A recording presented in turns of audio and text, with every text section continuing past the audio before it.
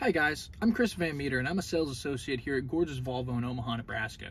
Today I'm going to take some time to go over our new Google Infotainment system and show you guys what it's all about.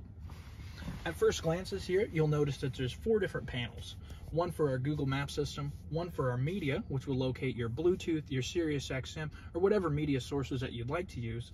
The third tile will populate your phone options, and then the fourth will be able to visualize car status. Today I'm going to focus specifically on the Google options and features throughout the vehicle.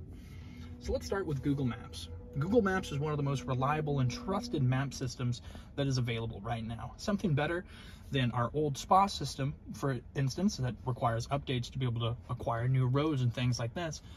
Google Maps is always going to be updated and readily available with the best navigation information. By clicking here, it gives us the ability to search for different destinations. But let's say we're driving and we really don't want to use our fingers and distract ourselves by taking our eyes off the road. What we can do is simply give the Google Assistant button here on the steering wheel a quick little click, and then give it a destination. Directions to Dunkin' Donuts, please. There's a Dunkin' 2.2 miles away. Want to navigate there? As you can see, what it did is it listed out the closest to farthest options for Dunkin' Donuts.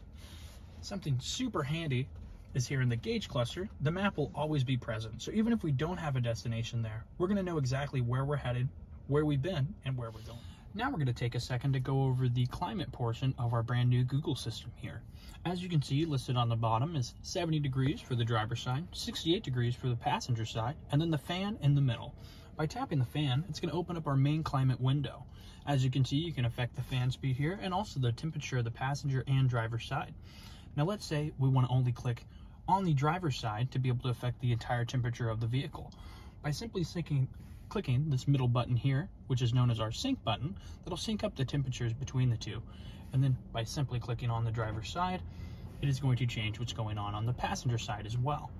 Fan speed controlled slightly above there, and you can set it from anywhere from 1 through 5 or even max fan speed. Now let's say we're driving and we don't want to be distracted while changing our temperature. That's where our brand new Google Assistant will come in.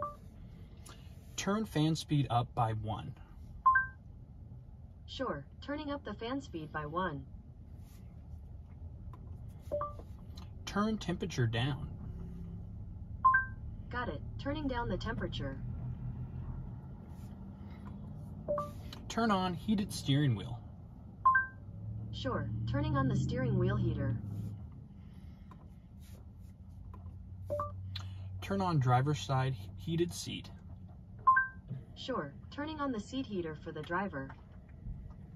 As you can see, I was able to control all of the car's different climate features using only my voice and the Google Assistant, allowing me to keep full attention on the road.